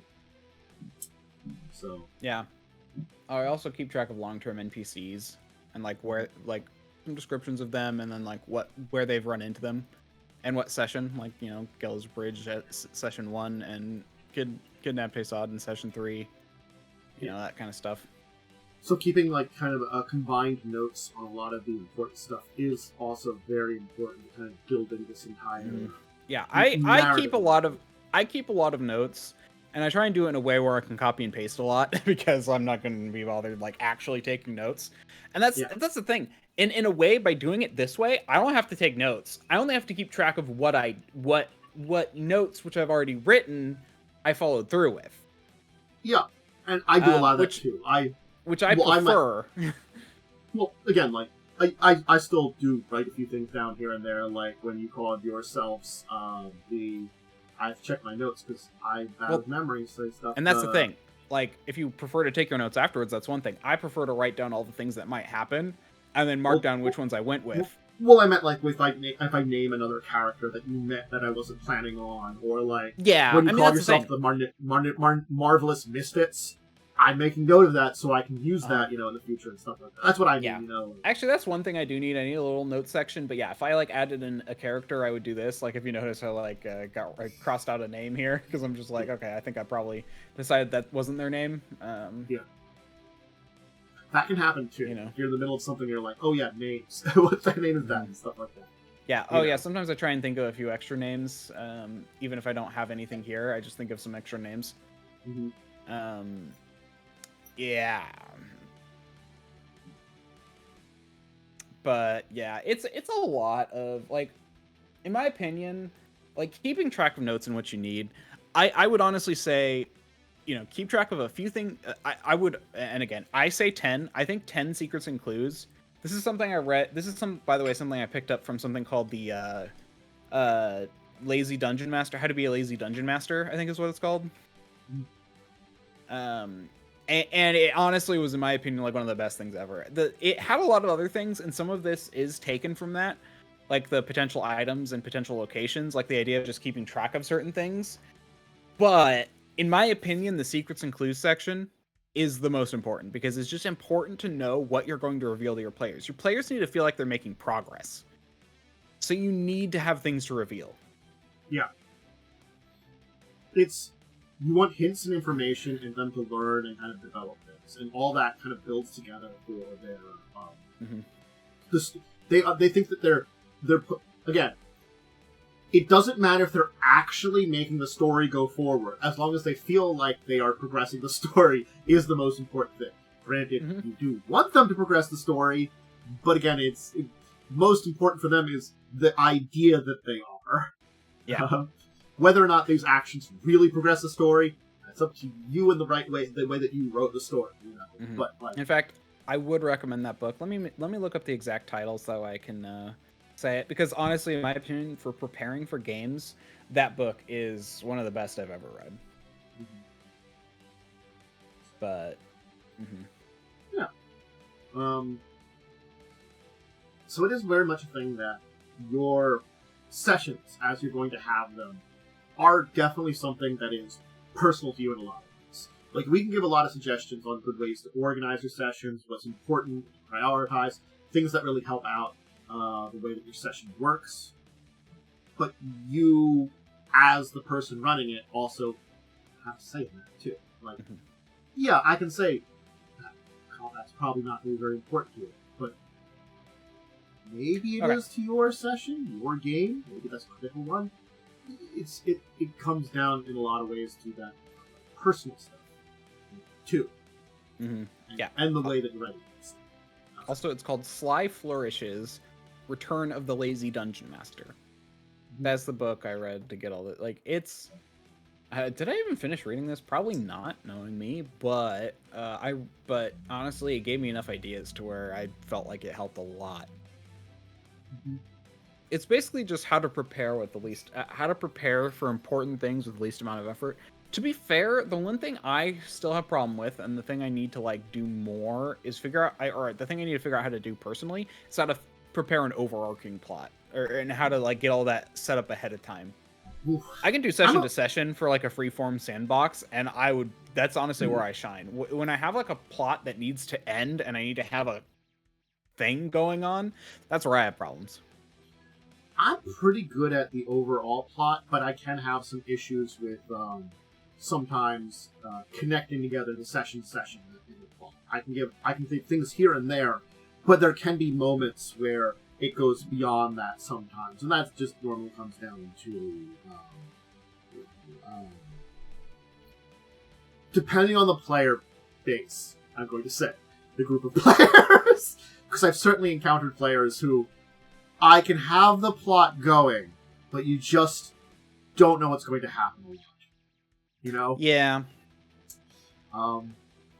It's sort of like a team where it was sort of in the middle for me would be like with Legacies of Kain. Legacies of Kain, I think I had a good idea of the overall plot. The moment to moment, we kind of made do because I just worked off of everybody and, gave information as needed. And it worked pretty well. But there was a lot of, like, I don't actually know what's going to happen in a lot of sessions sometimes. So, it wasn't the worst I've encountered. I've had worse than it was for that game. But it wasn't bad, and it was fun. And I think we did well. And I think that's the thing, too, is you, as a person running the game, having flexibility is also really good. You do not need to build all the bits of information, every last thing that the players would know, every last bit of things. You need to do just enough that you can basically BS the rest of it. Yep. And that's the thing, like, I mean, if you notice, like, in that thing, there were yellow ones. That is ones I only partially told, because I kind of just felt like, that. Well, because the players didn't ask the right questions to get the full thing, but I said something related to it, and the players didn't dive any further, so I'm just like, okay, they didn't figure that out. But I mentioned it, meaning it's true. And that's actually the whole thing here. Anything that's white, I can literally just throw out, because nothing was related to it. So if, like, I realize later, I'm like, this doesn't either A, doesn't matter anymore, or B, like, I actually don't want it to be true anymore. I mean, I know there's like a section in this game where, like, I was gonna have someone be like a bad guy, and the players just became like way too good of friends with them, and I'm just like, okay, I guess they're friends now, instead of he no longer secretly is trying to kill them. Yeah. I think that can also change too. Like, an NPC that perhaps is like you set up as like a traitor or a villain or something, and players can just be convincing and maybe treat them well enough, and then all of a sudden, like, I don't want to betray you guys anymore. They're so nice and kind to me, good to me. It's like, I have no idea how you guys figured out who the grandma was, and figured out that he really liked his grandma, and then gave her cake. But, you somehow did, so now the one thing that this bad guy who's going to kill all of you liked and appreciated, you now have control over, and therefore he likes you, Yeah. There is always unexpected things that happen with players, too. So sort of like, it's another aspect of, planning stuff is good and all, but you're probably not going to be able to plan for everything or every contingent or anything like that, and having, like, a little bit of backup information, having maybe design your own monsters, but having a supply of, like, pre-made monster stats that are, like, ready, that are, like, this is appropriate to this world or this setting, isn't bad, because then you can be like, okay, I can just do these guys, if things change, and just use them instead. It's a lot of that coming down to having some things prepared. Maybe, like, a location prepared. Like, that forest I used, I gotta be honest, I was originally planning on looking for another forest clearing, but because I just set that up as a test, But I just ended up not spending a lot of time looking for another forest. I was working on other stuff, so I was just like, it's fun. It's a fairly generic forest clearing that I think I may have used for another game before too. I think there's a joke in some of like Momo and Lightning's games that there was this one map that they used like in 5 different games or something. Like they kept coming back to it.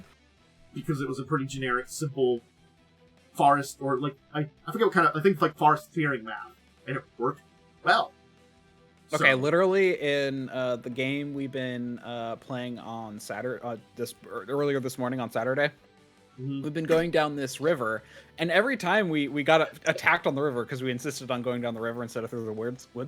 So every time it was just, he brought up the river map, and it was the same map every time, but it worked because we were on a river. Yeah. It's like I could pull out that forest map probably again, it'd be fun. I might put you in a different like location that you're starting on the map, but it's like, it's a fine location. Yeah. But as far as preparing goes, that is another thing that's important, is if you're going to use assets, make sure you have them all set up. I mean, that's why preparation, like what I showed, is good, because if you know what NPCs, you know what encounters you're going to do, and you know what items you're going to get, it'll make you understand what map you need to pick or make if you're so inclined. Now again, like, I had a few issues with that, just because of me getting used to Foundry and like the encounters and all that kind of stuff like that. But that's in a different thing entirely. I still had a very, like, I have been enjoying using Foundry. It's just learning it too, and I think that comes down to like the ability to this is maps. But that's also like part of your setup is because when you ask yourself, where am I running this? That's a question that you can ask too. That can be very important. That makes a difference if I'm doing it, in person or on a thing.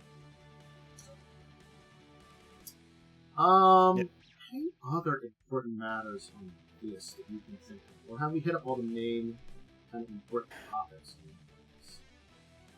Yeah, I mean, just make sure if you're going to use assets, prepare. If you're going to make sure you know what's going. Make sure you have an idea, and make sure you know how you're going to start the session. Yeah, and prioritize. Basically your story and the parts of the story your players are going to have more than anything. But prepare what in the end. Prepare what you want to prepare and what you think is appropriate to your game. Also, find what works. Another important thing: find what works for you. Because obviously, I shut off my thing, and I really like this. Like, I find it super helpful. But that's just me. Tantus may have a different. I mean, Tantus already kind of said. I think there are certain things everyone should add to theirs. But as far as taking notes go, do you take notes during? Do you take notes after? Do you? I mean, if you record stuff, it'd be way easier to take stuff after. I do kind of both. I put together like a set of notes for early on, and then like if there's something that comes up during the game, I do mention it in my notes. But I do put together like it's not as well organized as what you have, but I do something similar where I like write out kind of some basic information and then I'm going to use and roll out for me. Yeah, I mean the whole thing. The main reason I do all of this is because it's honestly not that hard.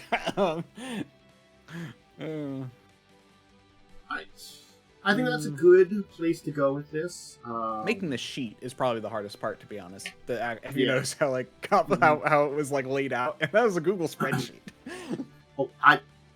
I have so many. I use a lot of Notepad. I just Notepad, open it up, use it. I live with the fact that, man, if Notepad could have a dark mode, I would love it so much more. But I've adapted to having that whiteness of the Notepad pop up when I'm working on stuff.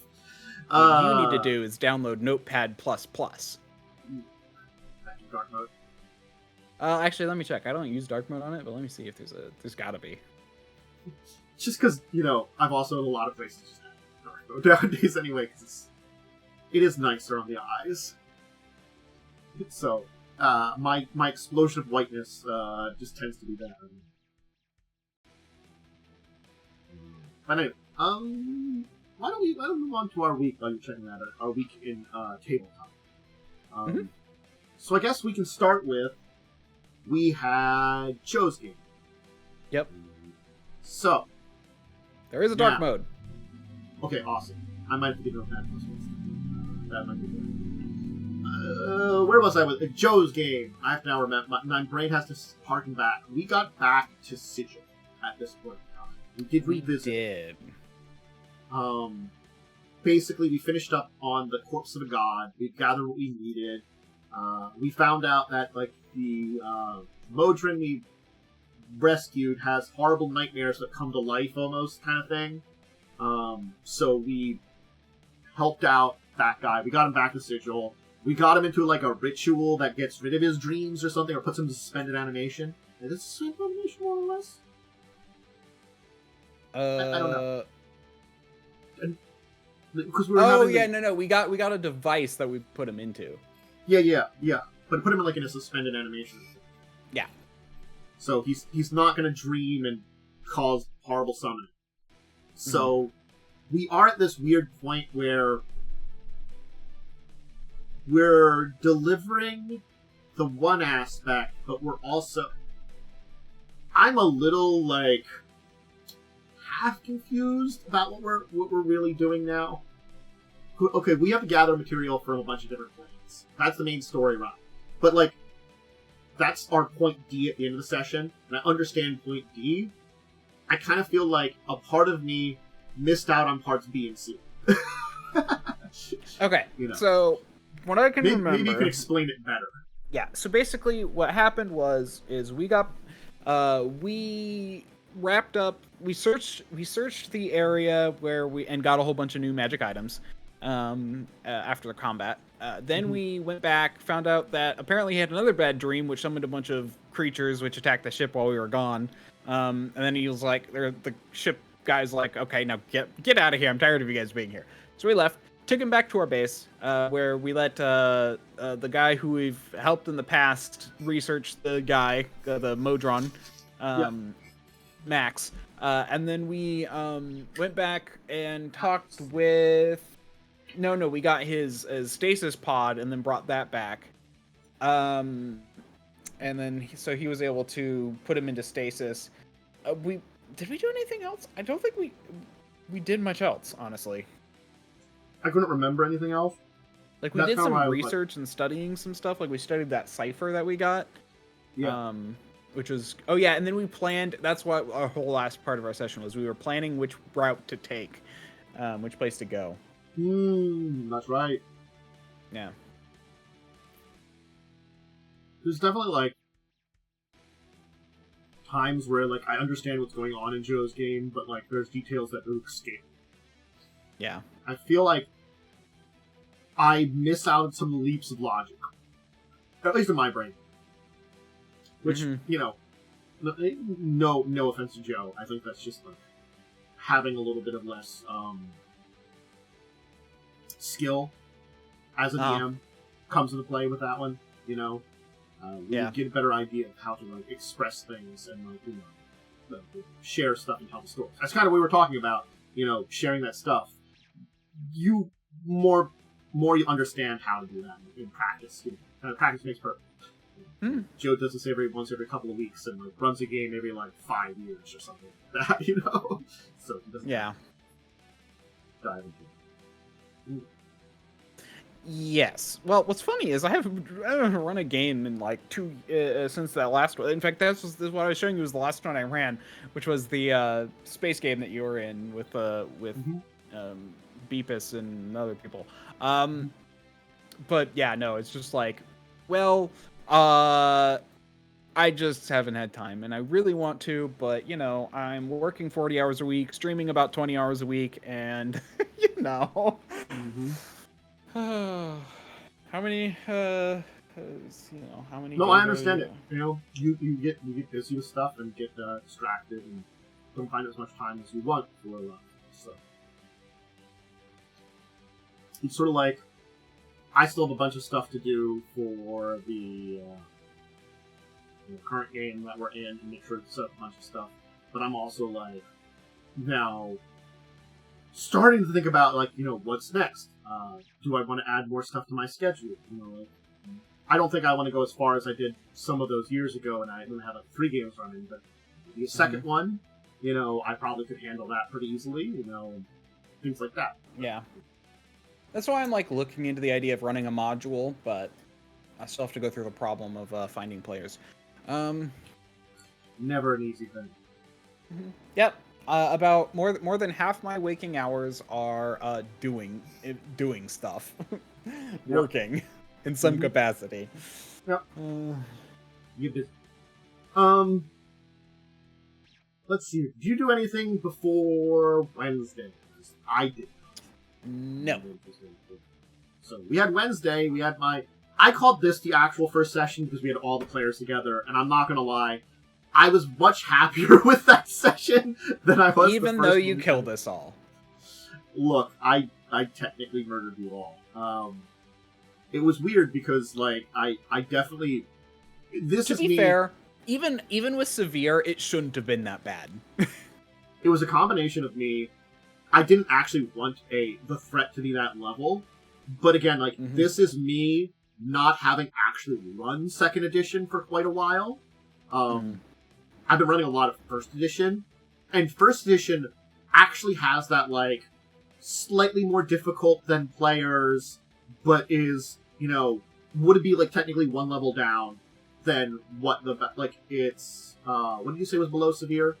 No, there's another one before moderate, I think. It was trivial, moderate, difficult, severe. I wanted a difficult extreme battle rather than a severe battle. But again,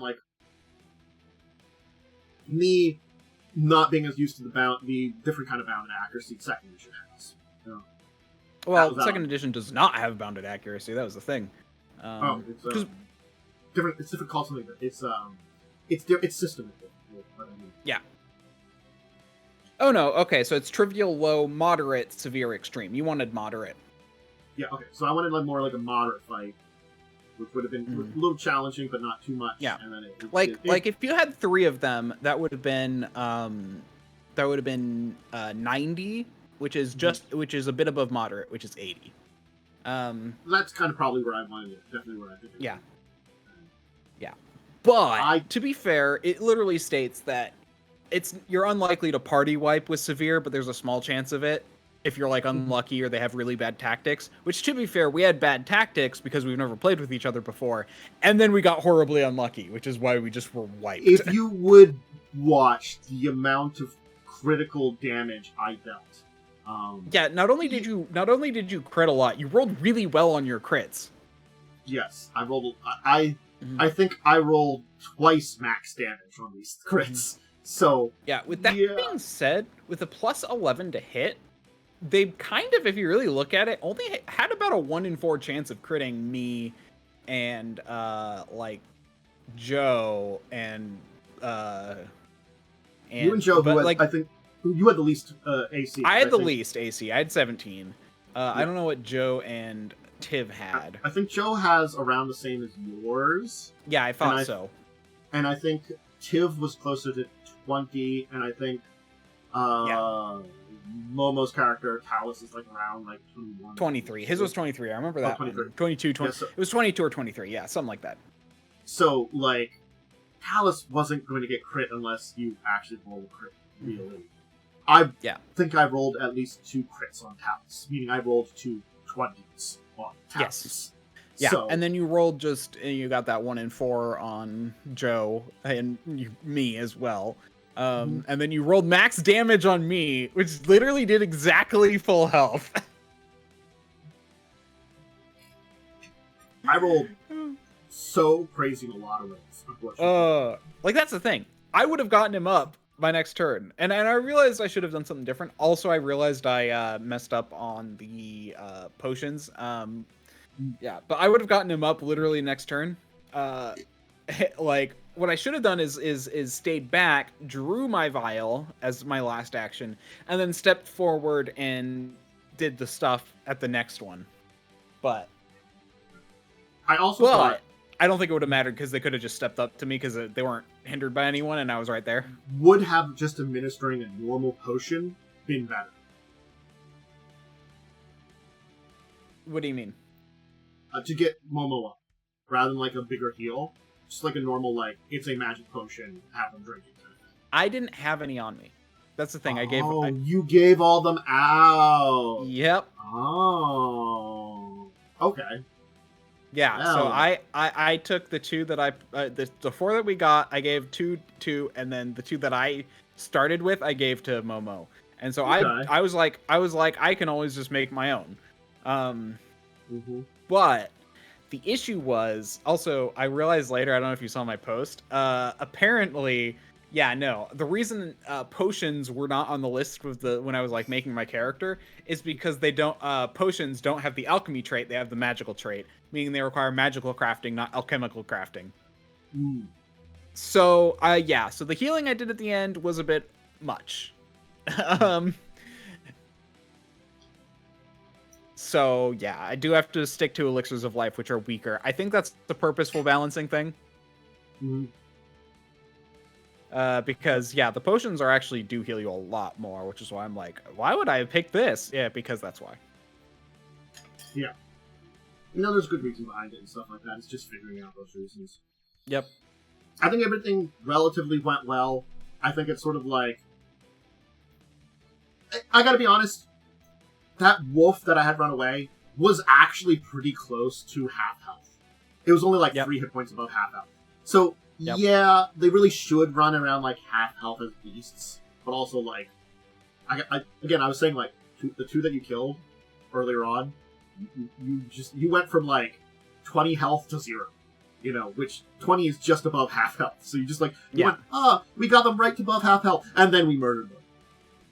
Yeah, but as morale goes, because it was at half health, but also its friends were dying, and it's like I'm out of here. Yeah. So it makes sense. It was like that last one hadn't been like damaged. I think I had taken like a hit from Tim earlier. That's the so I mean, it was definitely an interesting fight, but it's also like I chose wargs just because thematically for a couple of reasons I chose them. Again, thematically kind of works too and stuff like that. Some other reasons, but it was very interesting that I didn't realize they had like things like the swallow hole for small or smaller creatures. Yeah. When I chose them, that's something that's been added in like Pathfinder. And I'm like, oh, interesting. So. Yes. Yeah. I mean, they gave a few more things swallow hole. I think just because it kind of makes sense that certain things would try and eat. Yeah. Although, yeah. Yeah, especially if it's like I feel like I'm surprised that they had swallow hole for small. I would not. I would have expected them to have swallow hole for tiny. Yeah, no, it's like just one size category less. It's just so. To be fair, wargs are pretty big. Like they're medium, but they're pretty big for medium. They're bulky for medium. They're just like shy of large. That's the problem. Again, it all came down to it was interesting, very much so. I feel like kind of like a learning experience for me.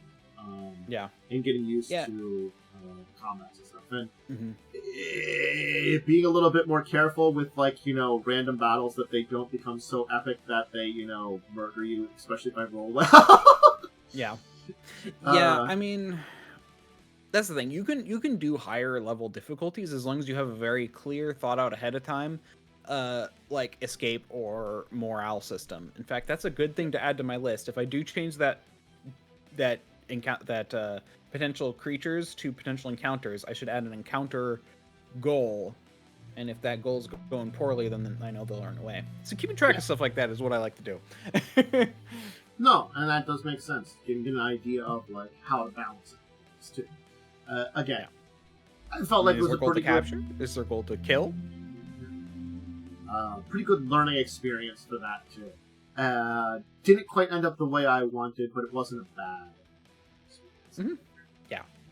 So are we gonna want? I'm actually curious. Are you gonna want to like redo the healing because I shouldn't have had those potions? Or are you just gonna be like, I screwed up.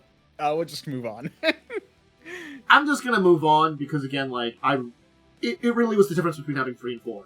It's sort of like, I actually was thinking about that. I'm like, with the way, again, this is also thinking about first edition Pathfinder versus second. It's sort of like, I could have 1 per player. That's not how it works. So you can. So you can. That's the thing. Technically, you having 1 per player at equal level is considered, balanced in the sense. But the problem is level lower than you though, too. Yeah, I know. But technically, that having them all equal level is an extreme encounter because there's a good chance you're going to die because they are equally as deadly as you. Yes. It's a lot more difficult and deadly than first edition was happening. Yeah. Mm-hmm. Yeah. And that's the thing. Like, if you're equal in challenge, then there's a good chance that, that pendulum can swing either way. And the problem with these kind of games, and the reason you don't want to generally put your players up against equal fights, is because, unless they're really good at and tactical, which is a thing, but, where was I? Oh yeah, is because technically is the death spiral. The moment they get one side gets an advantage, it tends to collapse that way. Yeah. And you even saw that happen in that game where it's like we were kind of actually doing okay until Momo went down, and then and then I went down, and then Tiv went down, and then Joe killed it. Yeah, like the thing of like Tiv actually had a really good chance with 2 turns to cut their way out. Yep.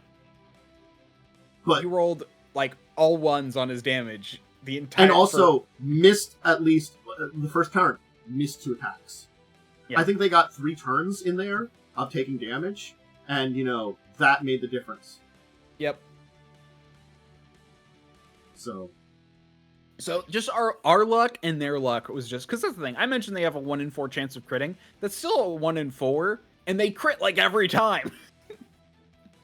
I kind of looked at it. I think it was 7 crits overall between your entire team. Yeah. That's a lot. Like, it should have been, with the number of attacks, still should have only been like 1 or 2. Yeah. And that's, to be fair, that's for the first attack, the 1 in 4. Yeah. And also only against the 2 people with the lowest AC, which is me and Joe. Yeah. That's why I'm like, okay, him critting Joe on his first attack, that actually kind of made sense for their AC. There's a small chance. But then you kept critting and critting and critting and critting and hitting and critting.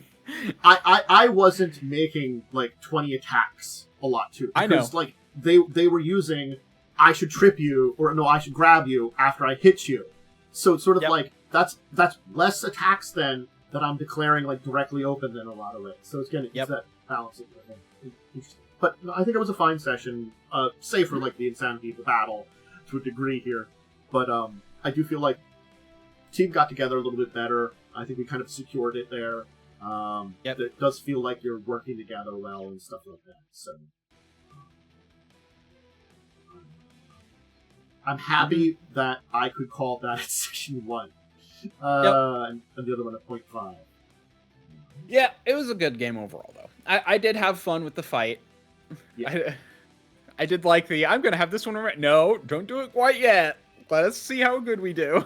I did hold back. And then you crit like 2 more times, and then you let that one run away. And I'm fine with that. I'm actually fine with that ending. I feel like that ending was fine. If you had them run away the moment you realized you made a mistake, that would have felt a little cheap. Yeah, well, I think at that time, Tim was still smaller than me. It's like, I'm not going to have the one run away with Tim and its gullet. Yep. It wasn't really damaged, for one thing, and also I was like, that would be kind of evil and a death knell, probably. I'm not going to do that. Although, let's be real, it probably would have. I got my food, I'm gone. I ate my delicious rat folk. Rat man. So did you do anything Thursday or Friday? I didn't do anything else, because I don't think... it's been a little quiet. I think, like, gaming-wise, I haven't done a little tabletop simulator. I probably should grab some people for that or something. I just have been like a little busy towards the evenings, so like I think most of the times. Also, Joe's been sick, so he hasn't been doing a lot. Joe's been sick, or when he wasn't sick, he was doing a little bit of Once Human with Blaze, because I think they started playing Blaze. that. But, like, I could grab them for something else, for like Tabletop Sim or something else, but I'd have to make sure to grab Joe when he's not sick, or like, talk to them early enough. And I think that's just, again, a little bit of just been scheduling has just been a little off. Yeah. So, hasn't been bad, but, definitely interesting. Yeah. So, a little bit of a quiet sort of week otherwise. I think that's fine, makes me kind of able to finish up some stuff. Oh, I guess I just realized, had you made two of those wards weak, that probably would have been the best outcome to like make it hard. Oh, like have them be like yeah, you can do the weekends. Yeah, the weekend modifiers, which the sheet allows you just to click on, if I remember correctly. Oh, it's like a toggle for it. Oh, that'd be good. Because again, like I like that they have the I was able to find Ward in their thing of creatures. That's just so easy that they have like a thing of creatures that we were going to get in there for second edition. It's so good that I like. Yeah, I'm at because everything is open. They can put it in there for free. Yeah, but just putting some stuff in there. I did think of something else that is technically tabletop related. I've been doing Magic Gathering Forge Adventures, which is a kind of open sourcey thing where basically it's MTG Forge, if you want to look it up online.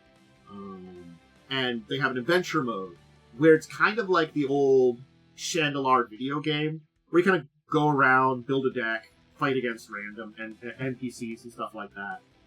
It's fun. I do say that, it has some challenge to it because it's like getting used to the mechanics and how the game is run.